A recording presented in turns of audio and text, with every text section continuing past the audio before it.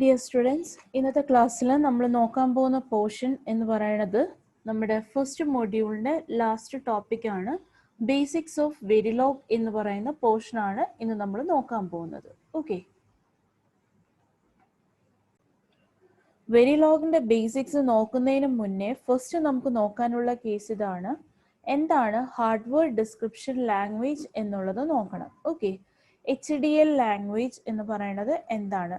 HDL ലാംഗ്വേജിനെ നമുക്ക് hardware description language എന്ന് പറയണം. ഓക്കെ, ഇനി എന്താണ് ശരിക്കും hardware description language? Hardware description language എന്ന് പറയുന്നത് ഏതൊരു ഇലക്ട്രോണിക് കമ്പ്യൂട്ടർ കമ്പോണൻസിൻ്റെയും അല്ലെങ്കിൽ ഏതൊരു ഇലക്ട്രോണിക് സർക്യൂട്ട്സിനെയും നമ്മൾ കോഡിങ് അല്ലെങ്കിൽ നമ്മൾ അതിനെ പ്രോഗ്രാമിംഗിലേക്ക് കൊണ്ടുവരുമ്പോഴത്തേക്ക് അല്ലെങ്കിൽ നമ്മൾ അതിനെ ഡീകോഡ് ചെയ്ത് കൊണ്ടുവരുന്ന സമയത്ത് അല്ലെങ്കിൽ അതിനെ നമുക്ക് ടെസ്റ്റ് ചെയ്യാനും ഡിസൈൻ ചെയ്യാനും വേണ്ടിയിട്ട് പല ലെവൽസ് ഓഫ് ഓപ്പറേഷൻ അല്ലെങ്കിൽ അതിൻ്റെ എത്രത്തോളം എഫക്റ്റീവായിട്ട് ഒരു കമ്പോണന്റ് വർക്ക് ചെയ്യും എന്നറിയാൻ വേണ്ടിയിട്ട് നമ്മൾ എന്ത് ചെയ്യണം? ഓരോ ഡിവൈസിനെ നമ്മൾ എന്ത് ചെയ്യണം? ടെസ്റ്റ് ചെയ്യണം. അങ്ങനെ ടെസ്റ്റ് ചെയ്യാൻ വേണ്ടിയിട്ട് യൂസ് ചെയ്യുന്ന ഒരു കോഡിംഗ് സെഷൻ ആണ് എന്ത്? Hardware description language. അതൊരു നമ്മുടെ C പ്രോഗ്രാം എന്നൊക്കെ പറയുന്ന പോലെ തന്നെ ഒരു കോഡിംഗ് സോഫ്റ്റ്വെയർ കോഡിംഗ് ആണ്. സോ അതിനെ നമുക്ക് ഇങ്ങനെ പറയാം, ഒരു ഹാർഡ്വെയർ ഡിസ്ക്രിപ്ഷൻ ലാംഗ്വേജ് എന്ന് പറയുന്നത് it's A specialised computer language which is used to describe the structure and behavior of electronic components, most commonly digital logic components അല്ലെങ്കിൽ circuits.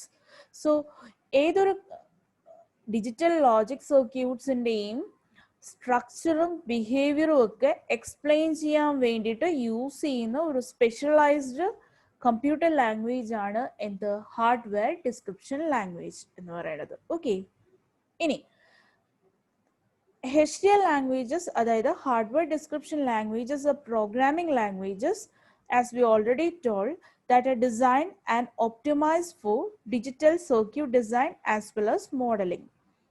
HDL is used to describe the architecture as well as the behavior of discrete electronic systems.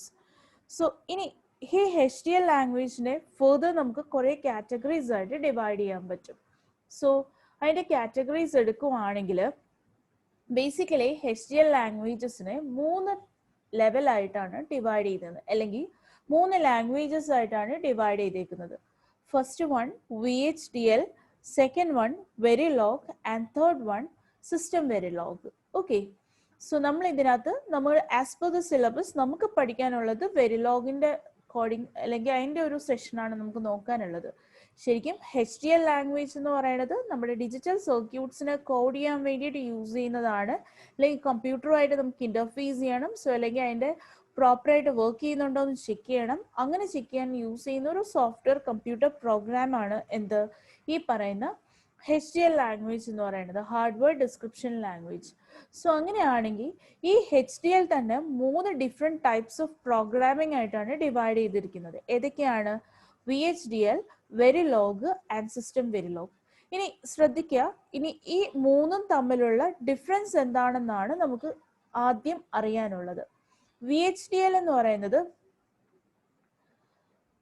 നമ്മുടെ ആദ്യകാലമൊക്കെ നമ്മൾ use ചെയ്തിരുന്ന ഒരു language ആണ് VHDL എന്ന് പറയുന്നത്. പിന്നീട് അതായത് ഇനിഷ്യലി ഈ ഒരു പ്രോഗ്രാമിങ്ങിന്റെ കൺസെപ്റ്റ്സും കാര്യങ്ങളും ഒക്കെ തുടങ്ങിയ സമയത്ത് നമ്മൾ യൂസ് ചെയ്തിരുന്ന ലാംഗ്വേജ് ആണ് VHDL. പിന്നീട് ഒരു 10 years ബിഫോർ, നമ്മുടെ ഒരു 10 കൊല്ലം മുന്നേ നമ്മൾ യൂസ് ചെയ്തിരുന്നതാണ് എന്ത്? വെരിലോഗ് എന്ന് പറയുന്ന language. And currently all industry use ചെയ്യുന്നത്, നമ്മുടെ ഏതൊരു കോഡിംഗ് അല്ലെങ്കിൽ നമ്മുടെ ഏതൊരു VLSI ഇൻഡസ്ട്രിയും യൂസ് ചെയ്യുന്ന ഒരു കോഡിംഗ് ലാംഗ്വേജ് ആണ് സിസ്റ്റം വെരിലോഗ് എന്ന് പറയുന്നത്. ഓക്കെ, എന്ന് പറഞ്ഞു കഴിഞ്ഞാൽ ഇപ്പോഴത്തെ സിറ്റുവേഷനിൽ നമ്മൾ ഏറ്റവും കൂടുതൽ യൂസ് ചെയ്യുന്ന പ്രോഗ്രാമിംഗ് ലാംഗ്വേജ് എന്ന് പറയുന്നത് എന്താണ്? സിസ്റ്റം വെരിലോഗ് ആണ്. ബട്ട് നമ്മൾ പഠിക്കുന്നത് ഇപ്പോഴും ഏതാണ്? വെരിലോഗ് ആണ്. വെരിലോഗ് എന്ന് പറയുന്നത് ശരിക്കും പറഞ്ഞാൽ മേ ബി ഒരു 5 years മുന്നേ അല്ലെങ്കിൽ ഒരു 10 years മുന്നേ ഒക്കെയാണ് അത് യൂസ് ചെയ്തിരുന്നത്. ഇപ്പൊ റീസെന്റ് നമ്മൾ ഏറ്റവും കൂടുതൽ യൂസ് ചെയ്യുന്ന സിസ്റ്റം വെരിലോഗ് ആണ്. ബട്ട് നമ്മളിപ്പോൾ നമ്മുടെ സിലബസിൽ നമുക്ക് പഠിക്കാനുള്ളത് ഏതാണ്? വെരിലോഗ് ആണ്. ആദ്യമേ നമ്മൾ യൂസ് ചെയ്തിരുന്ന ലാംഗ്വേജ് ആണ് VHDL എന്ന് പറയുന്നത്. സോ എന്താണ് VHDL എന്ന് നോക്കുകയാണെങ്കിൽ VHDL എന്ന് പറയുന്നത് VHSIC ഹാർഡ്വെയർ ഡിസ്ക്രിപ്ഷൻ ലാംഗ്വേജ് എന്ന് നമുക്ക് അതിനെ ഡിഫൈൻ ചെയ്യാം. സോ VHDL എന്ന് പറയുന്നത് VHSIC ഹാർഡ്വെയർ ഡിസ്ക്രിപ്ഷൻ ലാംഗ്വേജ്. അതിനെ നമുക്ക് ഇങ്ങനെ എക്സ്പാൻഡ് ചെയ്യാം, very high speed integrated circuits hardware description language. Clear ആയല്ലോ? VHDL എന്ന് പറയുന്നത് V stands for VHSIC, where VHSIC എന്ന് പറയുന്നത് എന്താണ്? Very high speed integrated circuit ആണ്. Then HDL hardware description language എന്ന് പറയുന്നത്. Okay, it's similar to Pascal language. പിന്നീട് നമ്മൾ വെരിലോഗ് യൂസ് ചെയ്തു. വെരിലോഗ് എന്ന് പറയുന്നത് it is similar to C language. Later നമ്മൾ എന്ത് യൂസ് ചെയ്തു? സിസ്റ്റം വെരിലോഗ് യൂസ് ചെയ്തു, which is similar to C++ എന്ന് പറയുന്ന ലാംഗ്വേജ് ആണ്. ഓക്കെ, ഇനി എന്താണ് VHDL എന്ന് പറയുന്ന ലാംഗ്വേജിന്റെ അഡ്വാൻറ്റേജസും ഡിസഡ്വാൻറ്റേജസും എന്ന് നോക്കാം. ഞാൻ ആദ്യം പറഞ്ഞു, എന്തെങ്കിലും നമ്മൾ ആദ്യമേ ഇനിഷ്യലി യൂസ് ചെയ്തിരുന്ന കോഡാണ് എന്ത്? VHDL എന്ന് പറയുന്നത്. പിന്നീടാണ് നമ്മൾ വെരിലോഗിലേക്ക് പോയത്. ഓഫ് കോഴ്സ് നമ്മളൊരു സോഫ്റ്റ്വെയറിൽ നിന്നും വേറൊരു സോഫ്റ്റ്വെയറിലേക്ക് നമ്മൾ അല്ലെങ്കിൽ വേറൊരു കോഡിംഗ് സെഷനിലേക്ക് നമ്മൾ മൂവ് ചെയ്യുവാണെങ്കിൽ പഴയ കോഡിനകത്ത് എന്തെങ്കിലും ഒരു പോരായ്മ ഉണ്ടാവും. സ്വാഭാവികമായിട്ടും നമ്മുടെ VHDL എടുക്കുവാണെങ്കിൽ അതിൻ്റെ ഏറ്റവും വലിയ ഡിസഡ്വാൻറ്റേജ് എന്ന് പറയുന്നത് it is hard to learn and implement as it is a big and complex language. അതൊരു ബിഗ് ആൻഡ് കോംപ്ലെക്സ് ലാംഗ്വേജ് ആയത് കാരണം നമുക്ക് എന്ത് ചെയ്യാൻ പാടായിരുന്നു? അതിനെ ഇംപ്ലിമെന്റ് ചെയ്യാൻ പാടായിരുന്നു. പിന്നെ രണ്ടാമത്തെ ഒരു ഡിസഡ്വാൻറ്റേജ് എന്ന് പറയുന്നത് VHDL ടൂൾസ് എന്ന് പറയുന്നത് കമ്പാരിറ്റീവ്ലി കോസ്റ്റ്ലിയർ ആയിരുന്നു. ഓക്കെ, അതേപോലെ എല്ലാ ടെക്നോളജിക്കൽ ഫീച്ചേഴ്സും അത് സപ്പോർട്ട് ചെയ്യുന്നുണ്ടായിരുന്നില്ല. അതൊക്കെയാണ് എന്ത് നമ്മുടെ VHDLന്റെ മേജർ ആയിട്ടുള്ള ഡിസഡ്വാൻറ്റേജസ് എന്ന് പറയുന്നത്. ഇനി അതിന്റെ അഡ്വാൻറ്റേജസ് എടുക്കുവാണെങ്കിൽ ശരിക്കും പറഞ്ഞു കഴിഞ്ഞാൽ നമ്മൾ അതിനെ പ്രോപ്പറായിട്ട് അല്ലെങ്കിൽ ഒരു സ്ട്രക്ചേർഡ് അപ്രോച്ചിൽ നമ്മളത് ചെയ്യുവാണെങ്കിൽ അതിന്റെ എഫിഷ്യൻസി കൂടുതലായിരുന്നു. എഫിഷ്യൻസി കൂടുതലാണെങ്കിൽ അതിന്റെ പ്രൊഡക്ടിവിറ്റിയും കൂടുതലായിരുന്നു. സോ കോഡ് വെച്ചിട്ടുള്ള അല്ലെങ്കിൽ അതിനെ നമ്മൾ സ്ട്രക്ചേർഡ് അപ്രോച്ചിൽ നമ്മൾ ആ പ്രോഗ്രാം എഴുതുവാണ് എന്നുണ്ടെങ്കിൽ ശരിക്കും പറഞ്ഞാൽ ആ കോഡിന്റെ എഫിഷ്യൻസി കൂടുതലായിരുന്നു. ഏതിന്റെ കേസിൽ? VHDLന്റെ കേസിൽ. രണ്ടാമത്തെ ഒരു ബെനിഫിറ്റ് എന്ന് പറയുന്നത് നമുക്ക് കോഡിനെ റീയൂസ് ചെയ്യാൻ VHDLനകത്ത് പറ്റുമായിരുന്നു. ഓക്കെ, സോ ഇതൊക്കെയാണ് VHDLന്റെ മേജർ അഡ്വാൻറ്റേജസ് എന്ന് പറയുന്നത്. സോ അതിന്റെ ഡിസഡ്വാൻറ്റേജസ് എന്തായിരുന്നു? അത് ശരിക്കും പറഞ്ഞു കഴിഞ്ഞാൽ കുറച്ച് ഇംപ്ലിമെന്റ് ചെയ്യാൻ കുറച്ച് കോംപ്ലെക്സ് ആയിരുന്നു. പിന്നീട് കമ്പാരിറ്റീവ്ലി കോസ്റ്റ്ലിയർ ആയിരുന്നു. അത് മാത്രമല്ല ടെക്നോളജിക്കൽ ഫീച്ചേഴ്സിന് എല്ലാ ടൈപ്പ് ഓഫ് ടെക്നോളജിക്കൽ ഫീച്ചേഴ്സിനെ അത് സപ്പോർട്ട് ചെയ്യുന്നുണ്ടായിരുന്നില്ല. സോ ഈ മേജർ ഈ പറഞ്ഞ ലാസ്റ്റ് ഡിസഡ്വാൻറ്റേജ് കാരണമാണ് നമ്മൾ എന്ത് ചെയ്യുന്നത്? നമുക്കറിയാം ഓരോ വർഷം കഴിയുമ്പോഴത്തേക്കും നമ്മുടെ ടെക്നോളജി ഇംപ്രൂവ് ആയിക്കൊണ്ടിരിക്കുകയാണ്. ദാറ്റ് മീൻസ് നമ്മൾ യൂസ് ചെയ്തിരുന്ന കമ്പോണൻസും കാര്യങ്ങളും എല്ലാം നമ്മൾ മിനിയേച്ചറൈസ് ചെയ്തേക്കുവാണ്. അതായത് പണ്ട് നമ്മൾ യൂസ് ചെയ്ത ഇപ്പൊ വലിയൊരു സൈസിലെ ഫോണാണ് നമ്മൾ പണ്ട് യൂസ് ചെയ്തത് എന്നുണ്ടെങ്കിൽ ഇപ്പൊ നമ്മൾ ഹാൻഡി ആയിട്ടുള്ള ഒരു മൊബൈലാണ് നമ്മൾ യൂസ് ചെയ്യുന്നത്. സോ ദാറ്റ് മീൻസ് നമ്മൾ അതിനകത്ത് യൂസ് ചെയ്യുന്ന എല്ലാ കമ്പോണൻസിനും നമ്മൾ എന്ത് ചെയ്യാണ്? മിനിയേച്ചറൈസ് ചെയ്യാണ്, നമ്മൾ അതിനെ സ്കെയിൽ ഡൗൺ ചെയ്യാണ്. അങ്ങനെ കൊണ്ടുവരുമ്പോഴത്തേക്കും നമ്മുടെ ടെക്നോളജി വൈസ് നമ്മൾ ഒരുപാട് എന്ത് ചെയ്യുന്നുണ്ട്? അഡ്വാൻസ് ആയി പൊയ്ക്കൊണ്ടിരിക്കുന്നു. ബട്ട് ഈ വരുന്ന എല്ലാ ടെക്നോളജിക്കൽ കൺസെപ്റ്റ്സും എന്ത് സപ്പോർട്ട് ചെയ്യുന്നുണ്ടായിരുന്നില്ല? VHDL സപ്പോർട്ട് ചെയ്യുന്നുണ്ടായിരുന്നില്ല. സോ അത് കാരണം നമ്മൾ ഏതിലേക്ക് മൂവ് ചെയ്തു? വെരിലോഗിലേക്ക് മൂവ് ചെയ്തു. ഓക്കെ, ക്ലിയർ ആയെന്ന് വിശ്വസിക്കുന്നു. എന്തുകൊണ്ട് നമ്മൾ VHDL നിന്നും വെരിലോഗിലേക്ക് മൂവ് ചെയ്തു എന്നുള്ളതിന്റെ റീസൺ ഇതാണ്. ഓക്കെ, നമുക്ക് ഈ ഹാർഡ്വെയർ ഡിസ്ക്രിപ്ഷൻ ലാംഗ്വേജ് ബേസിക്കലി നമുക്ക് 3 രീതിയിൽ പ്രോഗ്രാം ചെയ്യാൻ പറ്റും അല്ലെങ്കിൽ മോഡൽ ചെയ്യാൻ പറ്റും. Okay, first one data flow, രണ്ടാമത്തത് behavioural modelling and third one structural modelling. So ഈ ഒരു ക്ലാസിഫിക്കേഷനകത്ത് ഞാൻ ഡേറ്റ ഫ്ലോ കാണിച്ചിട്ടില്ല, ബാക്കിയുള്ളതാണ് കാണിച്ചിരിക്കുന്നത്. Okay, so different types of modelling available ആണ്. ഏതൊക്കെയാണ്? First one data flow modelling, രണ്ടാമത്തത് ബിഹേവിയറൽ മോഡലിംഗ് ആൻഡ് മൂന്നാമത്തത് എന്താണ്? Structural modelling. ഇതിനെയൊക്കെ ഞാനൊരു എക്സാമ്പിൾ വെച്ചിട്ട് നിങ്ങൾക്ക് ഡെമോൺസ്ട്രേറ്റ് ചെയ്ത് തരാം. ഓക്കെ ഓക്കെ സ്റ്റുഡൻസ്, ഇനി ഇവിടെ നോക്കിയേ, നിങ്ങളിത് പഠിച്ചില്ല, നമ്മളിത് ഈ ഒരു ഡിജിറ്റലിനകത്ത് നമ്മൾ പഠിക്കും. ഓക്കെ, ജസ്റ്റ് ഇത് അറിഞ്ഞിരിക്കുക, നമ്മൾ എങ്ങനെയാണ് മോഡലിംഗ് ചെയ്യുന്നത് എന്ന് അറിയാൻ വേണ്ടി മാത്രമാണ് ഞാൻ ഈ ഒരു എക്സാമ്പിൾ ഞാൻ എടുത്തിരിക്കുന്നത്. അത് നിങ്ങൾ പഠിക്കുമ്പോഴത്തേക്കും ആ സർക്യൂട്ടും കാര്യങ്ങളും ക്ലിയർ ആയിക്കോളും. Okay, suppose I am taking ആഡേഴ്സിന്റെ കൺസെപ്റ്റ്സ് എടുക്കുവാണ്. ഓക്കെ, ഇപ്പൊ ആഡേഴ്സ് ശരിക്കും പറഞ്ഞാൽ രണ്ട് ടൈപ്പ് ഓഫ് ആഡേഴ്സ് ഉണ്ട്. ഒന്നെന്ന് പറയുന്നത് ഹാഫ് ആഡറും ഒന്നെന്ന് പറയുന്നത് ഫുൾ ആഡറും ഉണ്ട്. ഓക്കെ, അങ്ങനെയാണെങ്കിൽ ഞാൻ ഇതിനകത്ത് ഒരു സർക്യൂട്ട് കൺസിഡർ ചെയ്തു, ഹാഫ് ആഡർ. ഒരു ഹാഫ് ആഡറിന്റെ ലോജിക് ഡയഗ്രാം ആണ് ഈ കാണിച്ചിരിക്കുന്നത്. സോ അതിനകത്ത് എന്തൊക്കെയുണ്ട്, നിങ്ങൾക്ക് ഈ ബേസിക് ഗേറ്റ്സും കാര്യങ്ങളും നിങ്ങൾക്ക് ഫെമിലിയർ ആയിരിക്കുമല്ലോ. ഇതൊരു എക്സോർ ഗേറ്റ് ഉണ്ട്, ഇതെന്താണ് ആൻഡ് ഗേറ്റ് ഉണ്ട്. സോ എക്സോർ ഗേറ്റും ഉണ്ട്, ആൻഡ് ലോജിക്കും ഉണ്ട്, ആൻഡ് ഗേറ്റും ഉണ്ട്. ഇനി ഒരു കാര്യം ക്ലിയർ ആയിരുന്നാൽ മതി, സം എന്ന് പറയുന്നത് ശരിക്കും എന്താണ്, സം ഈക്വൽ ടു, എനിക്ക് സമ്മിന്റെ ഇക്വേഷൻ എങ്ങനെ എഴുതാലോ, sum equal to A XOR B, ശരിയാണല്ലോ. അതേപോലെ carry equal to A dot B. കാരണം എന്താണ്, ഇത് ആൻഡ് ലോജിക് ആയത് കാരണം ഇതിന്റെ ലോജിക് ഏതാണ്, ഡോട്ട് ലോജിക് ആണ് വരുന്നത്. So carry equal to A dot B എന്നും റെപ്രസെന്റ് ചെയ്യാലോ. അങ്ങനെയാണെങ്കിൽ ഈ സർക്യൂട്ടിന്റെ കറസ്പോണ്ടിങ് കോഡിനെ എനിക്ക് പല രീതിയിൽ റെപ്രസെന്റ് ചെയ്യാമെന്ന് പറഞ്ഞു. അതിലൊന്നാണ് ഡേറ്റ ഫ്ലോ മോഡലിംഗ്. അതാണ് അതിന്റെ ഒരു ടൈപ്പ് ഓഫ് കോഡാണ് ഇവിടെ കാണിച്ചിരിക്കുന്നത്. ഇനി എങ്ങനെയാണ് ഈ പ്രോഗ്രാം ഡിഫൈൻ ചെയ്യുന്നത് അല്ലെങ്കിൽ എങ്ങനെയാണ് കോഡ് എഴുതുന്നത് എന്നുള്ളത് ഞാൻ പിന്നെ പറയാം. ആദ്യം ഇത് ജസ്റ്റ് ഒന്ന് ശ്രദ്ധിക്കുക. ഡേറ്റ ഫ്ലോ മോഡലിംഗ്, ഇതിനകത്ത് ഞാൻ ഈ ഒരു കേസ്, അതായത് എൻറ്റിറ്റിക്കകത്ത് ഞാൻ എന്ത് ഡിഫൈൻ ചെയ്തേക്കുന്നു, പോർട്ട് എന്ന് പറഞ്ഞിട്ട് അതിന്റെ ഇൻപുട്ട് ഔട്ട്പുട്ട് ഏതാന്നൊക്കെ ഡിഫൈൻ ചെയ്തേക്കുന്നു. ഇവിടെ A in standard underscore logic, B in standard underscore logic, sum out standard underscore logic, carry out standard underscore logic. So ഈ ടേംസ് ഒന്ന് നിങ്ങൾ ഫെമിലിയർ ആവേണ്ട. തൽക്കാലം ഇത്രയും ചിന്തിച്ചാൽ മതി. ഈ ഒരു ഡയഗ്രത്തിനകത്ത് നമുക്ക് വെളിയിൽ നിന്ന് നോക്കുമ്പോൾ, അതായത് ഇത്രയും സാധനം ഞാനൊരു ബോക്സിനകത്ത് വെക്കുവാണെങ്കിൽ പുറമേ നിന്ന് ഞാൻ നോക്കുമ്പോൾ എനിക്ക് ഏതൊക്കെ ടെർമിനൽ കാണാൻ പറ്റും, എ കാണാം, ബി കാണാം, സം കാണാം, ക്യാരി കാണാം, ശരിയാണല്ലോ. അങ്ങനെയാണെങ്കിൽ എയും ബിയും എന്ന് പറയുന്നത് ഇൻപുട്ട് പോർട്ടും സമ്മും ക്യാരി എന്ന് പറയുന്നത് ഔട്ട്പുട്ട് പോർട്ടുമാണ്. ഇനി എന്താണ് ഇൻപുട്ട് പോർട്ട്, ഞാനൊരു സർക്യൂട്ടിലേക്ക് ഞാൻ ഇൻപുട്ട് കൊടുക്കുന്നത് ഏത് ടെർമിനൽ വഴിയാണോ ആ ടെർമിനലിനെ ഞാൻ ഇൻപുട്ട് പോർട്ട് എന്നും പറയും.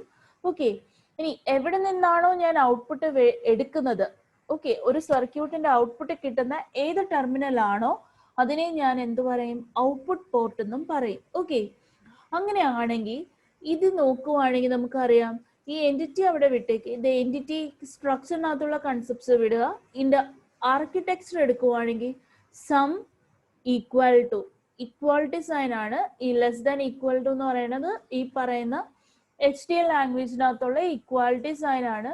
Equal to A XOR B, നമ്മുടെ എങ്ങനെയാണ് ലോജിക് ആ രീതിയിൽ തന്നെ എഴുതുന്നത്. Carry equal to A and B, എങ്ങനെയാണോ ലോജിക് ആ രീതിയിൽ തന്നെ നമ്മൾ എഴുതി പോവുകയാണ്. ഓക്കെ, സോ ഈ ഒരു കൺസെപ്റ്റിനെയാണ് ഡേറ്റ ഫ്ലോ മോഡലിംഗ് എന്ന് പറയുന്നത്. കോഡിങ് എങ്ങനെയോ എഴുതാം, അത് അതേപ്പറ്റി നിങ്ങൾ ഇപ്പൊ തൽക്കാലം വറി ചെയ്യേണ്ട. ഇപ്പൊ ഇത്രയും മനസ്സിലാക്കുക, ഡേറ്റ ഫ്ലോ മോഡലിംഗിനകത്ത് നമ്മൾ കോഡിനകത്ത് രണ്ട് സെഷൻ ഉണ്ട്, എൻറ്റിറ്റിയും ആർക്കിടെക്ചറും ഉണ്ട്. ഓക്കെ, എൻറ്റിറ്റി അവിടെ കിടക്കട്ടെ. ഇനി ആർക്കിടെക്ചറിനകത്ത് ഞാൻ എന്ത് ചെയ്യാണ്, എങ്ങനെയാണോ സം എന്ന് പറയുന്നത് എന്താണ്, sum equal to A XOR B ആണ്. സോ അതിനെ ഞാൻ അങ്ങനെ തന്നെ എഴുതി വെച്ചു, sum equal to A XOR B. ഇവിടെ ഇക്വാലിറ്റി സൈൻ ആണ് ഈ less than or equal to എന്ന് പറയുന്നത്. Similarly carry equal to A and B ആണ്, അതിനെ ഞാൻ എന്ത് ചെയ്തു, അങ്ങനെ തന്നെ എഴുതി വെച്ചു. ഇതാണ് എന്ത്, ഡേറ്റ ഫ്ലോ മോഡലിംഗ്. അല്ലെങ്കിൽ ഇങ്ങനെ എഴുതുന്ന ആർക്കിടെക്ചറിനകത്ത് ഈ രീതിയിലാണ് ഞാൻ കോഡ് എഴുതുന്നത് എന്നുണ്ടെങ്കിൽ അതിനെയാണ് നമ്മൾ ഡേറ്റ ഫ്ലോ മോഡലിംഗ് എന്ന് റെപ്രസെന്റ് ചെയ്യുന്നത്. ഓക്കെ, ഇനി രണ്ടാമത്തത് ബിഹേവിയറൽ മോഡലിംഗ് എന്താണ് എന്നുള്ളതാണ് നമുക്ക് നോക്കാനുള്ളത്. നമ്മൾ നേരത്തെ പറഞ്ഞതുപോലെ തന്നെയാണ് ബിഹേവിയറൽ മോഡലിൽ എഴുതുന്നത്. പക്ഷേ ഞാൻ തൊട്ട് മുന്നത്തെ കേസിൽ ആർക്കിടെക്ചറിനകത്ത് ഒരു ബിഗിനകത്തും എൻഡിനും ഉള്ളിലാണ് ഈ സം ക്യാരി എന്ന് പറയുന്ന ഇക്വേഷൻസ് എഴുതിയത്. പക്ഷേ ബിഹേവിയറൽ മോഡലിനെ ഞാൻ ഇതിനെ ഒരു പ്രോസസ് ആയിട്ട് കൺസിഡർ ചെയ്യുന്നു. ഓക്കെ, ശ്രദ്ധിച്ചാൽ മതി. ഇതിനകത്ത് ഞാൻ എന്ത് ചെയ്യുന്നു, ഈ ബിഗിനും എൻഡിനും ഇടയിൽ ആർക്കിടെക്ചർ കഴിഞ്ഞു, എന്നിട്ട് ഒരു ബിഗിൻ ഉണ്ട്, പിന്നെ എന്തുണ്ട്, എൻഡ് എന്ന് പറയുന്ന ലാസ്റ്റ് എൻഡ് ഉണ്ട്. അതിനിടയിൽ ഞാൻ എന്ത് ചെയ്യുന്നു, ഈ പ്രോസസ്സിനെ അല്ലെങ്കിൽ ഈ പറയുന്ന ഇക്വേഷനെ ഞാൻ ഒരു പ്രോസസ്സിനകത്ത് അല്ലെങ്കിൽ ഒരു P1 എന്ന് പറയുന്ന ലേബലിനകത്ത് ഞാൻ എന്ത് ചെയ്യുവാണ്, റെപ്രസെന്റ് ചെയ്യുവാണ്. സോ P1 എന്ന് പറയുന്നത് ഒരു ലേബിളാണ്. അതിനെ നമുക്ക് പ്രോസസ് എന്ന് നമുക്ക് വേണമെങ്കിൽ അതിനെ ലേബിൾ ചെയ്യാം. എന്നിട്ട് അതിനകത്തൊരു ബിഗിനും എൻഡും ഉണ്ട്. സോ അതിനകത്താണ് നമ്മൾ കയറി റെപ്രസെന്റ് ചെയ്യുന്നത് എന്നുണ്ടെങ്കിൽ ബിഹേവിയറൽ മോഡലിംഗ് എന്ന് പറയാം. ശരിക്കും അത് ഈ ഒരു ബേസിക് സർക്യൂട്ട് ആയതുകൊണ്ടാണ് അത് നമുക്ക് കുറച്ചും കൂടെ ക്ലാരിറ്റി ഇല്ലാത്തത്. നമ്മൾ കുറച്ചും കൂടെ വലിയ വലിയ ലോജിക് എടുക്കുവാണെങ്കിൽ ശരിക്കും എന്താണോ അതിന്റെ ഒറിജിനൽ ലോജിക്, ആ ഒറിജിനൽ ലോജിക് വെച്ചിട്ട് നമ്മൾ ഈ ആർക്കിടെക്ചറിനകത്ത് പ്രോഗ്രാം എഴുതുവാണെങ്കിലാണ് ശരിക്കും അത് ബിഹേവിയറൽ മോഡലിംഗ് എന്ന് വരുന്നത്. ഓക്കെ, ഇനി മൂന്നാമത്തത് സ്ട്രക്ചറൽ മോഡലിംഗ്. സ്ട്രക്ചറൽ മോഡലിംഗിനകത്ത് നമ്മൾ നേരത്തെ പറഞ്ഞ രീതിയിൽ എൻറ്റിറ്റി സെഷൻ വിട്ടു നമ്മൾ ആർക്കിടെക്ചർ സെഷനിൽ കയറി കഴിഞ്ഞാൽ ഇവിടെ നോക്ക്, കമ്പോണന്റ് XOR2, അതേപോലെ ഒരു കമ്പോണന്റ് XOR2 കാണിച്ചിട്ടുണ്ട്, പിന്നീട് കമ്പോണന്റ് AND2 കാണിച്ചിട്ടുണ്ട്, എന്നിട്ട് പിന്നെ ഒരു കുറച്ച് പോർട്ട് മാപ്പ് എന്നൊക്കെ പറഞ്ഞിട്ട് ഈ ഒരു സെഷൻ കാണിച്ചിട്ടുണ്ട്. സോ ഇവിടെ നമ്മൾ ചെയ്യുന്നതെന്ന് പറഞ്ഞു കഴിഞ്ഞാൽ ഈ ഓരോ കമ്പോണൻസിനെയും ഇൻഡിവിജ്വൽ ആയിട്ട് എടുത്ത് റെപ്രസെന്റ് ചെയ്യുന്ന മോഡൽ, അല്ലെങ്കിൽ റെപ്രസെന്റ് ചെയ്ത് അതിനെ കോഡ് ചെയ്യുന്ന പ്രോസസ്സാണ് എന്ത്, ശരിക്കും സ്ട്രക്ചറൽ മോഡലിംഗ് എന്ന് പറയുന്നത്. സോ ഇവിടെ ആർക്കിടെക്ചറിനകത്ത് ഇതിനകത്ത് നമ്മുടെ സർക്യൂട്ടിനകത്ത് ഒരു XOR കമ്പോണന്റും ഉണ്ടായിരുന്നു, ഒരു AND ലോജിക്കും ഉണ്ടായിരുന്നു. നമ്മൾ എന്താ ചെയ്തേക്കുന്നത്, XORനെ നമ്മൾ എന്ത് ചെയ്തു, കോഡ്, അതായത് ഇൻഡിവിജ്വൽ ആയിട്ട് വിളിച്ചു കോഡ് ചെയ്ത്, കമ്പോണന്റ് ബൈ കമ്പോണന്റ് ആയിട്ട് XORനെ വിളിച്ചു, അതേപോലെ നമ്മൾ AND ലോജിക്കിനെ വിളിച്ചു. ഇനി ഈ XORനും ഈ ANDനും സെപ്പറേറ്റ് സോഴ്സ് കോഡ് ഉണ്ടാവും. അതായത് നമുക്കൊരു മെയിൻ പ്രോഗ്രാം ഉണ്ടാവും. ഈ മെയിൻ പ്രോഗ്രാമിനകത്തുള്ള കമ്പോണന്റ് ആണ് എന്ത്, XORും ANDും. ഈ XORനും ANDനും വേണ്ടിയിട്ട് നമ്മൾ എന്ത് ചെയ്തു, നമ്മൾ പിന്നെ സബ് പ്രോഗ്രാം എഴുതേണ്ടി വരും. നമ്മൾ കമ്പോണന്റ് ബൈ കമ്പോണന്റ് അല്ലെങ്കിൽ സ്ട്രക്ചർ ബൈ സ്ട്രക്ചർ ആയിട്ട് നമ്മൾ കോഡ് എഴുതുന്ന സമയത്ത് നമ്മൾ എന്ത് ചെയ്യണം, സ്ട്രക്ചറൽ മോഡലിംഗ് ചെയ്യുന്ന സമയത്ത് നമ്മൾ ഇൻഡിവിജ്വൽ കമ്പോണൻസിനെ കോൾ ചെയ്യണം. ഇനി ഇൻഡിവിജ്വൽ കമ്പോണൻസിന് സബ് പ്രോഗ്രാം നമ്മൾ എന്ത് ചെയ്യേണ്ടി വരും, എഴുതേണ്ടി വരും. സോ ഈ ടൈപ്പ് ഓഫ് മോഡലിംഗ് ആണ് എന്ത്, നമ്മുടെ സ്ട്രക്ചറൽ മോഡലിംഗ് എന്ന് പറയുന്നത്. സോ ബേസിക്കലി ഏറ്റവും എഫിഷ്യന്റ് മോഡലിംഗ് എന്ന് പറയുന്നത് തന്നെ നമ്മുടെ ബിഹേവിയറൽ മോഡലിംഗ് ആണ്. സ്ട്രക്ചറൽ മോഡലിംഗ് എന്ന് പറയുന്നത് വളരെ ലെങ്തി ആണ്. പിന്നീട് ഏറ്റവും സിംപ്ലസ്റ്റ് മോഡലിംഗ് എന്ന് പറയുന്നതാണ് ഡേറ്റ ഫ്ലോ മോഡലിംഗ്. ഓക്കെ, ഇത്രയും നിങ്ങൾക്ക് ക്ലിയർ ആയെന്ന് വിശ്വസിക്കുന്നു. ഒരു കാര്യം കൂടി പറയാനുണ്ട് ഇതിനകത്ത്. നമ്മളിപ്പോ പറഞ്ഞിരിക്കുന്ന, അല്ലെങ്കിൽ ഞാനിപ്പോ എടുത്ത് എക്സ്പ്ലെയിൻ ചെയ്തിരിക്കുന്ന ഇതെന്ന് പറയുന്നത് VHDLന്റെ സോഴ്സ് കോഡാണ്. ഓക്കെ, സോ VHDLന്റെ കോഡാണ് നമ്മൾ ഈ പറയുന്ന എൻറ്റിറ്റി അല്ലെങ്കിൽ ആർക്കിടെക്ചർ എന്നൊക്കെ പറഞ്ഞ് നമ്മൾ ലേബൽ ചെയ്ത് എഴുതുന്നത്. ഇനി നമുക്ക് ജസ്റ്റ് ഒരു വെരിലോഗിന്റെ കോഡും കൂടി നമുക്കൊന്ന് നോക്കാം. അതായത് ഇതേ പ്രോഗ്രാം, ഇതേ സർക്യൂട്ടിനെ എനിക്ക് ഏത് രീതിയിൽ വേണമെങ്കിലും കോഡ് എഴുതാൻ പറ്റും. സോ VHDLന്റെ കോഡ് നമ്മൾ എപ്പോഴും എഴുതുമ്പോൾ എത്രയും ശ്രദ്ധിക്കുക, ആദ്യം എന്തുണ്ട്, കുറെ ലൈബ്രറി ഫങ്ഷൻസ് ഉണ്ട്. Library IEEE use IEEE.std_logic_1164.all. ബാക്കി നമ്മൾ യൂസ് ചെയ്യുന്ന മേജർ ലൈബ്രറി ഫങ്ഷൻസ് ആണ്. അതായത് ഇത്രയും നമ്മുടെ ലൈബ്രറി ഫങ്ഷൻ, നമ്മൾ C പ്രോഗ്രാം എഴുതുമ്പോഴും ആദ്യം നമുക്ക് എന്തുണ്ടാവും, ഒരു സെറ്റ് ഓഫ് ലൈബ്രറി ഫങ്ഷൻസ് ഉണ്ടാവും. അതിനകത്തായിരിക്കും നമ്മുടെ ബേസിക് ആയിട്ടുള്ള കമ്പോണൻസും കാര്യങ്ങളെല്ലാം സ്റ്റോർ ചെയ്ത് വെച്ചിരിക്കുന്നത്. അതിൽ നിന്ന് നമ്മൾ എന്ത് ചെയ്യണം, നമുക്ക് ആവശ്യമായിട്ടുള്ള കാര്യങ്ങൾ അതിൽ നിന്ന് നമ്മൾ കോൾ ബാക്ക് ചെയ്യണം. ഇനി ഇതിനകത്ത് നമ്മൾ VHDLനകത്ത് കോഡ് ചെയ്യുന്ന സമയത്ത് നമ്മൾ എപ്പോഴും രണ്ട് സ്ട്രക്ചറാണുള്ളത്. ഒന്നെന്ന് പറയുന്നത് എൻറ്റിറ്റി, രണ്ടെന്ന് പറയുന്നത് ആർക്കിടെക്ചർ.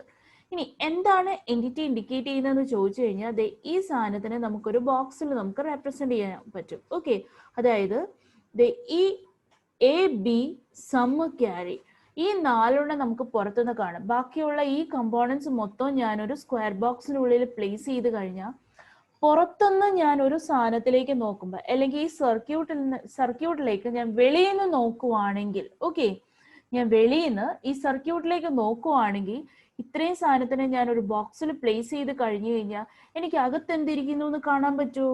ഇല്ലല്ലോ. അപ്പൊ എനിക്ക് പുറത്തുനിന്ന് നോക്കുവാണെങ്കിൽ എന്ത് മാത്രം കാണാം, ആ വെളിയിലേക്ക് എക്സ്റ്റെൻഡ് ചെയ്തേക്കുന്ന വയേഴ്സ് മാത്രം കാണാം. ഏതൊക്കെയാണ് ആ ടെർമിനൽസ്? എയും ബിയും സമ്മും ക്യാരിയും. ശരിയാണല്ലോ, ഇത്രയും എനിക്ക് കാണാൻ പറ്റൂ. സോ ഈ പുറത്തുനിന്ന് എനിക്ക് എന്ത് കാണാൻ പറ്റുമോ അതിനെയാണ് ഞാൻ ശരിക്കും എൻറ്റിറ്റിക്കകത്ത് ഡിഫൈൻ ചെയ്യുന്നത്. മനസ്സിലായോ? അപ്പോൾ നിങ്ങൾ ഈ കോഡ് എഴുതുവാണെങ്കിൽ എൻറ്റിറ്റി നെയിം ഈസ് എന്ന് പറഞ്ഞ് പോവും. ഇവിടെ ഞാൻ എൻറ്റിറ്റി നെയിം എന്ന് പറയുന്നത് ഞാൻ ഡിഫൈൻ ചെയ്യുവാണ്. ഇതെന്താണ്, ഹാഫ് ആർഡർ HAD എന്ന് പറഞ്ഞിട്ട് ഞാനത് റാൻഡം ഡിഫൈൻ ചെയ്യാണ്. ഇനി അതിനകത്ത് നമുക്ക് പോർട്ട് ഓഫ്, അതായത് നേരത്തെ ഞാൻ പറഞ്ഞത് പോർട്ട് ഓഫ് ഏതൊക്കെയാണ് input, A, B, colon in standard underscore logic. Okay, comma അല്ലെങ്കിൽ sum comma carry out standard underscore logic ആണല്ലോ. സോ അങ്ങനെയാണെങ്കിൽ നമുക്ക് പുറത്തുനിന്ന് എന്തൊക്കെ കാണാൻ പറ്റുമോ ആ ടെർമിനൽസിനെ ഞാൻ ഇതിലേക്ക് മാപ്പ് ചെയ്യും ആണല്ലോ. അങ്ങനെയാണെങ്കിൽ ആ എൻറ്റിറ്റീനെ ഞാൻ ഇവിടെ വെച്ച് എൻഡ് എൻറ്റിറ്റീനെ ഞാൻ ഇവിടെ എന്താണോ ഡിഫൈൻ ചെയ്ത് അതേ ലേബിൾ വെച്ച് ഇവിടെ എന്ത് ചെയ്യും, എൻഡ് ചെയ്യും. ഓക്കെ, പിന്നെ സെമി കോളൻ ഇടും. ഇനി പുറത്തുനിന്ന് കണ്ടാൽ മാത്രം മതി, ഒരു കമ്പോണന്റ് എങ്ങനെയാണ് അത് വർക്ക് ചെയ്യുന്നതെന്ന് അറിയണമെന്നുണ്ടെങ്കിൽ അതിന്റെ ഇന്റേണൽ എന്താണെന്നും കൂടെ നമുക്ക് അറിയണ്ടേ. സോ അങ്ങനെയാണെങ്കിൽ ഇന്റേണൽ സ്ട്രക്ചർ അറിയാൻ വേണ്ടി നമ്മൾ എന്ത് ചെയ്യണം, അതിന്റെ ആർക്കിടെക്ചറിലേക്ക് പോകണം. സോ ആർക്കിടെക്ചർ എന്ന് പറയുന്നത് എന്താണ്, ഈ ഒരു ബോക്സിനകത്ത് ഉള്ളിൽ എന്താണ് ഇരിക്കുന്നത് എന്നുള്ളത് അറിയാൻ വേണ്ടിയിട്ടാണ്. ഈ ഒരു ബോക്സിനുള്ളിൽ എന്താണ് ഇരിക്കുന്നത്, എന്താണ് അതിന്റെ ലോജിക് എന്ന് അറിയാനാണ് നമ്മൾ ഏതിലേക്ക് പോകുന്നത്, ആർക്കിടെക്ചറിലേക്ക് പോകുന്നത്. അങ്ങനെയാണെങ്കിൽ architecture name of entity name is. Okay, ഇവിടെ എൻറ്റിറ്റി നെയിം എന്തായിരുന്നു, ഹെച്ച് ആഡ് അല്ലേ. ഇനി ആർക്കിടെക്ചർ നെയിം ആണ് നമ്മൾ ഇവിടെ ഡേറ്റ ഫ്ലോ മോഡലിംഗ് എഴുതിയത് കാരണം റാൻഡം ഞാൻ ഇവിടെ ആർക്കിടെക്ചർ നെയിം ഡേറ്റ ഫ്ലോ എന്ന് പറഞ്ഞ റാൻഡം കൺസിഡർ ചെയ്തെന്ന് മാത്രമേ ഉള്ളൂ. ഏത് വേണേലും നിങ്ങൾക്ക് എടുക്കാം. ഈസ്, പിന്നെ അതെന്ത് ചെയ്യണം, ബിഗിനകത്തും ഒരു ബിഗിനും ഒരു എൻഡും ഉണ്ട്. ഓക്കെ, എപ്പോഴും അതേ ആർക്കിടെക്ചർ നെയിം വെച്ച് തന്നെ ഇതെന്ത് ചെയ്യണം, എൻഡ് ചെയ്യണം. ഓക്കെ, പിന്നെ സ്ട്രക്ചറിനുള്ളിൽ നോക്കുമ്പോൾ നമുക്ക് എന്ത് കാണാൻ പറ്റും, എന്ത് ലോജിക്കാണ്, സം എന്ന് പറയുന്നത് എ എക്സോർ ബിയും ക്യാരി എന്ന് പറയുന്നത് A dot B, sorry A dot എന്ന് പറയുന്നത് എ ആൻഡ് ബി എന്ന് പറയുന്ന ലോജിക്കാണ്. സോ ഇതിനെയാണ് നമ്മൾ VHDL സോഴ്സ് കോഡിൽ ഡേറ്റ ഫ്ലോ മോഡലിംഗ് പ്രോഗ്രാം നമ്മൾ ചെയ്യുന്നത് ഇങ്ങനെയാണ്. ഓക്കെ, ഇനി അതിന്റെ ഓരോ ബിഹേവിയറലും സ്ട്രക്ചറലും ഒക്കെ ഇവിടെ കാണിച്ചിട്ടുണ്ട്. ഓക്കെ, ഇനി അതേ കൺസെപ്റ്റ് വെരിലോഗിൽ എങ്ങനെ എഴുതുമെന്ന് നോക്കാം. ഓക്കെ, നമുക്ക് നേരത്തെ പറഞ്ഞത് നമ്മൾ എന്താണ്, VHDL ആണ്. പക്ഷെ നമ്മുടെ ആസ് പെർ സിലബസ് നമുക്ക് ഏത് കോഡാണ് വേണ്ടത്, വെരിലോഗിലാണ് നമ്മൾ എങ്ങനെ എഴുതുമെന്ന് അറിയാനുള്ളത്. സോ അങ്ങനെയാണെങ്കിൽ നേരത്തെ പറഞ്ഞ അതേ ഡേറ്റ ഫ്ലോ മോഡലിംഗ് നമ്മൾ വെരിലോഗിൽ എഴുതുവാണെങ്കിൽ മൊഡ്യൂൾ. ഓക്കെ, നമ്മൾ അങ്ങനെ എങ്ങനെയാണ് നമ്മൾ ഡിഫൈൻ ചെയ്യുന്നത്, മൊഡ്യൂൾ എന്ന് പറഞ്ഞിട്ടാണ് നമ്മൾ എന്ത് ചെയ്യുന്നത്, ഡിഫൈൻ ചെയ്യുന്നത്. ഓക്കെ, സോ മൊഡ്യൂളിനകത്ത് നമ്മൾ എന്ത് ചെയ്യാണ്, മൊഡ്യൂൾ നെയിം കൊടുത്തു. ഇവിടെ റാൻഡം ഒരു മൊഡ്യൂൾ നെയിം കാണിച്ചിട്ടുണ്ട്. എന്നിട്ട് എന്ത് ചെയ്യാണ്, നമ്മൾ അതിനകത്ത് ഏതൊക്കെയാണ് input, A comma B comma S എന്ന് പറയുന്നത് എന്താണ്, സം. അവിടെ നമ്മൾ അതേപോലെ സം എന്ന് കൊടുക്കുവാണെങ്കിൽ സം കോമ ക്യാരി എന്ന് പറഞ്ഞ് ഡിഫൈൻ ചെയ്യാം. ഓക്കെ, സോ ഈ ടെർമിനൽസ് ഈ മൊഡ്യൂളിനകത്ത് നമ്മൾ എന്ത് ചെയ്യണം, എഴുതണം. എന്നിട്ട് ഇൻപുട്ട് എ, ഇൻപുട്ട് ബി, എയും ബിയും ഇൻപുട്ട് ആണല്ലോ. അതേപോലെ സമം ക്യാരിയും എന്താണ്, ശരിക്കും ഔട്ട്പുട്ട് എന്ന് പറയുന്നത്. ഓക്കെ, ഇനി നെക്സ്റ്റ് നമുക്ക് എന്ത് ചെയ്യാൻ പറ്റും, S equal to A XOR B ആണല്ലോ. സോ ഇതിനകത്ത് ശരിക്കും നമുക്ക് എക്സോറിന്റെ സിമ്പിൾ ആണ് ഈ ക്യാപ്പ് എന്ന് പറഞ്ഞ് കാണിച്ചിരിക്കുന്ന സിമ്പിൾ. ഓക്കെ, രണ്ടാമത്തത് carry equal to A and B.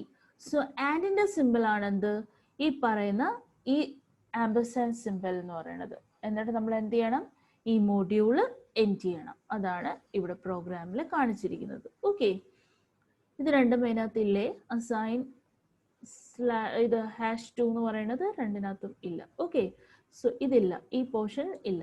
ഇതിനകത്ത് സം ഈക്വൽ ടു അല്ലെങ്കിൽ S equal to A XOR B എന്ന് പറയുന്ന പോർഷനേ ഉള്ളൂ. ഓക്കെ, സോ ഇതാണ് നമ്മുടെ എന്ത്, വെരിലോഗിൽ നമുക്ക് സോഴ്സ് കോഡ് ഇങ്ങനെയാണ് ഡേറ്റ ഫ്ലോ മോഡലിംഗിൽ എഴുതാൻ പറ്റുക. ഇതേപോലെ നമുക്ക് ബിഹേവിയറൽ മോഡലിംഗിലും സ്ട്രക്ചറൽ മോഡലിംഗിലും എഴുതാൻ പറ്റും. സോ നമ്മളിപ്പോൾ ഒറ്റ ഒരു കേസ്, നമ്മൾ ഡേറ്റ ഫ്ലോ മാത്രം നമ്മൾ VHDL വെരിലോഗ് നോക്കി. അതിനകത്ത് നമുക്ക് വെരിലോഗ് എന്ന് പറയുന്നത് പ്രോഗ്രാമിംഗ് വൈസ് ഇത് കുറച്ചും കൂടെ സിമ്പിൾ ആണെന്ന് നമുക്ക് മനസ്സിലായി അല്ലേ. അതിനകത്ത് നമുക്ക് ഇത്രയും സ്റ്റെപ്സിലാണ് നമ്മൾ ഈ പറയുന്ന കോഡ് ചെയ്തത് എന്നുണ്ടെങ്കിൽ നമ്മൾ ഇവിടെ വന്നപ്പോഴത്തേക്കും നമുക്ക് എന്താണ്, നമുക്ക് ശരിക്കും അതൊരു മൊഡ്യൂളായിട്ട് മാത്രം അങ്ങ് ഡിഫൈൻ ചെയ്താൽ മതി. അപ്പൊ നമുക്ക് ആകെപ്പാടെ ഒരു 6-7 സ്റ്റെപ്പിൽ 5-6 സ്റ്റെപ്പിനുള്ളിൽ കാര്യം തീർന്നു ആണല്ലോ. So compared to VHDL Verilog കുറച്ചും കൂടെ നമുക്ക് ഹാൻഡി ആണ്, ഈസി ടു മാനിപ്പുലേറ്റ് ആണ്. ഓക്കെ, ആസ് യൂഷ്വൽ നമുക്ക് ഈ കോഡൊക്കെ എഴുതിയതിന് ശേഷം ശരിക്കും ഈ കോഡൊക്കെ നമ്മളതിനെ സിമുലേറ്റ് ചെയ്യുന്നത് നമ്മളൊരു സൈലിങ്സ് എന്ന് പറയുന്ന ഒരു സോഫ്റ്റ്വെയർ ഉണ്ട്. ഈ സോഫ്റ്റ്വെയറിലാണ് ശരിക്കും നമ്മൾ ഈ കോഡും കാര്യങ്ങളും ഒക്കെ നമ്മൾ എഴുതി സിമുലേറ്റ് ചെയ്യുന്നത്. ഓക്കെ, അതിനുശേഷം നമ്മൾ എന്ത് ചെയ്യും, ഇതിനെ നമ്മൾ ശരിക്കും പറഞ്ഞു കഴിഞ്ഞാൽ നമ്മൾ അതിനെ രണ്ട് പ്രോസസ്സ് ഉണ്ട് സൈലിങ്സിനകത്ത് നമുക്ക് ചെയ്യാൻ. ഒന്ന് സിമുലേഷനും പിന്നെ സിന്തസൈസും. ഓക്കെ, സോ നമ്മൾ ആദ്യം ഇതിനെ സിമുലേറ്റ് ചെയ്യുക എന്ന് പറയുന്നത് സിമുലേഷൻ പ്രോസസ്സിൽ നമ്മൾ എന്ത് ചെയ്യും, ഈ മൊഡ്യൂൾസിലേക്കൊക്കെ നമ്മൾ ഇൻപുട്സും ഒക്കെ നമ്മൾ അപ്ലൈ ചെയ്യും. എന്നിട്ട് ഔട്ട്പുട്ട് വെരിഫൈ ചെയ്യും, നമുക്ക് കറക്റ്റ് ആണോ കിട്ടിയത് എന്നുള്ളത് നമ്മൾ വെരിഫൈ ചെയ്യും. എന്നിട്ട് നമ്മൾ എന്ത് ചെയ്യും, സിന്തസിസ് പ്രോസസ് എന്ന് പറഞ്ഞാൽ textual description of a module is transformed into logic gates.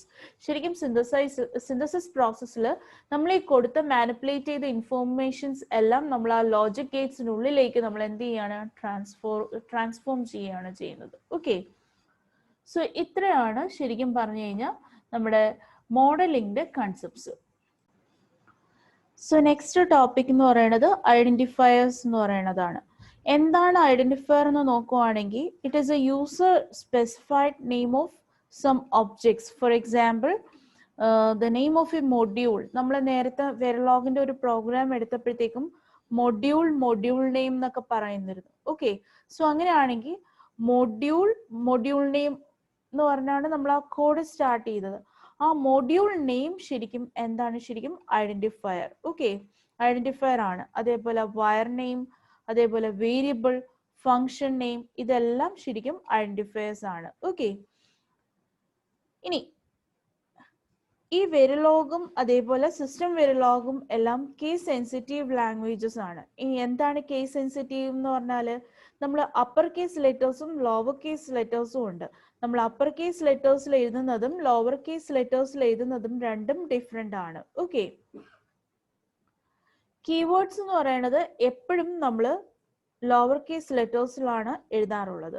പക്ഷേ യൂസർ ക്രിയേറ്റഡ് ആയിട്ടുള്ള ഐഡന്റിഫയേഴ്സ് എല്ലാം നമ്മൾ mix of upper and lower case ലെറ്റേഴ്സും as well as numbers as well as special ക്യാരക്ടേഴ്സും അതിനകത്ത് നമ്മൾ എന്ത് ചെയ്യും, ഇൻക്ലൂഡ് ചെയ്യും. ഓക്കെ, അതായത് നമ്മൾ യൂസർ ആണ് ഒരു ഐഡന്റിഫയർ ക്രിയേറ്റ് ചെയ്യുന്നത് എന്നുണ്ടെങ്കിൽ നമ്മൾ അതിനകത്ത് അപ്പർ കേസ് ലെറ്റേഴ്സ് യൂസ് ചെയ്യും, ലോവർ കേസ് യൂസ് ചെയ്യും, അതേപോലെ നമ്പേഴ്സ് യൂസ് ചെയ്യും, കുറച്ച് സ്പെഷ്യൽ ക്യാരക്ടേഴ്സ് ഒക്കെ നമ്മൾ അതിനകത്ത് യൂസ് ചെയ്യും. ഓക്കെ, ഇത്രയാണ് ഐഡന്റിഫയേഴ്സിനകത്ത് നമുക്ക് നോക്കാനുള്ളത്. സോ ഐഡന്റിഫയേഴ്സ് എന്ന് പറയുന്നത് എന്താണ്, ഐഡന്റിഫയർ എന്ന് പറയുന്നത് it is a user specified name of some object such as the name of a module, wire, variable or function.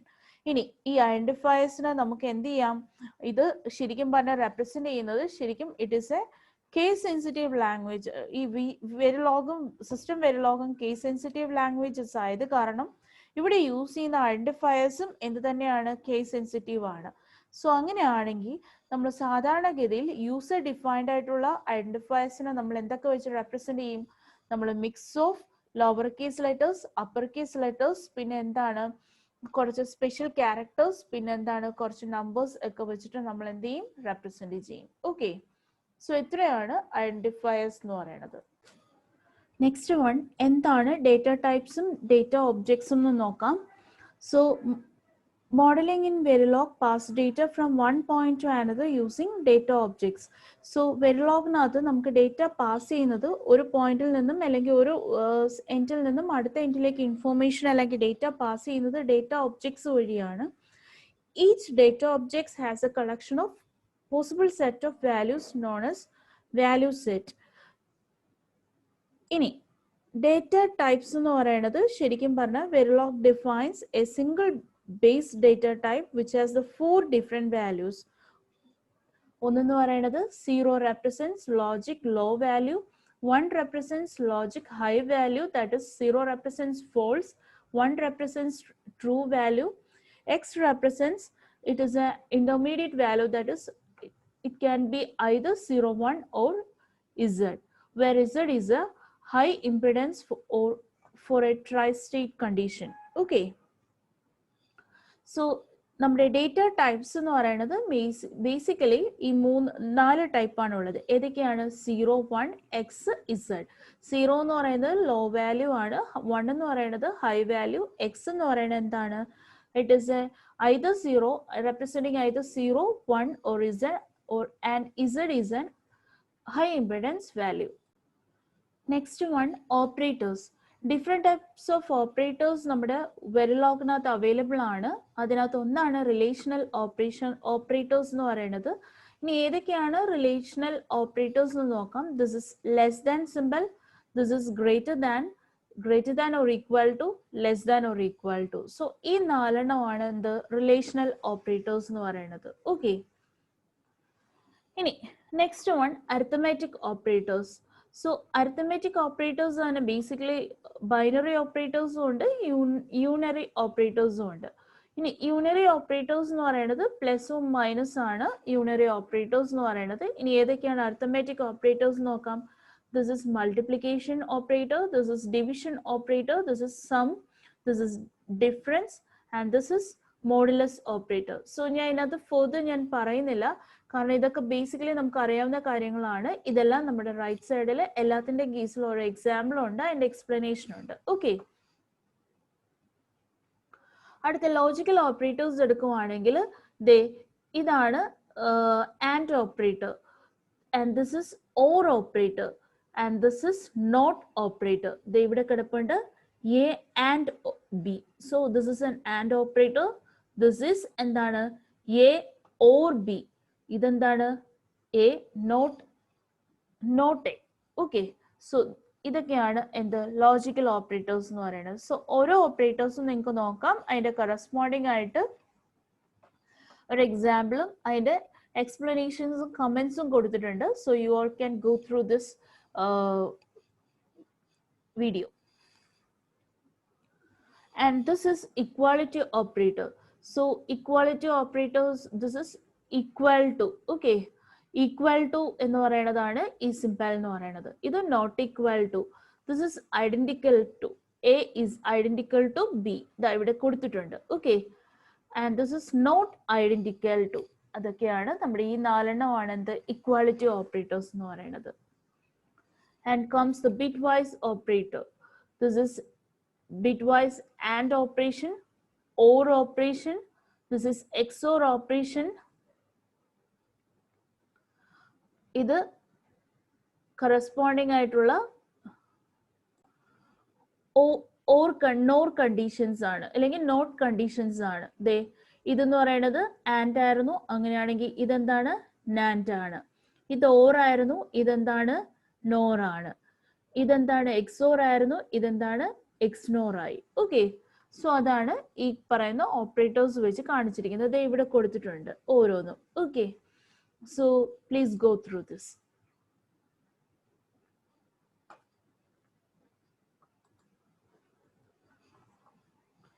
So dear students, ഇത്രയാണ് നമ്മുടെ വെരിലോഗിന്റെ ബേസിക് കൺസെപ്റ്റ്സ്.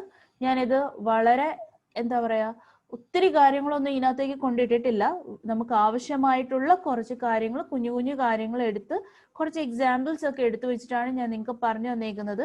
അതിനകത്ത് നിങ്ങൾക്ക് എന്തെങ്കിലും കാര്യങ്ങൾ, എന്തെങ്കിലും ഡൗട്ട്സ് ഉണ്ട് എന്നുണ്ടെങ്കിൽ ചോദിക്കുക. ഓക്കെ, വളരെ സിമ്പിൾ ആയിട്ട് വളരെ ഷോർട്ട് ആയിട്ടാണ് ഇത് എടുത്തു വെച്ചിരിക്കുന്നത്. ഓക്കെ, സോ ഇത്രയും വെച്ചിട്ട് നമ്മുടെ ഫസ്റ്റ് മോഡ്യൂളിന്റെ തിയറി പോർഷൻസ് അല്ലെങ്കിൽ ഫസ്റ്റ് മോഡ്യൂൾ നമുക്ക് വൈൻഡ് അപ്പ് ചെയ്യാം. Thank you students.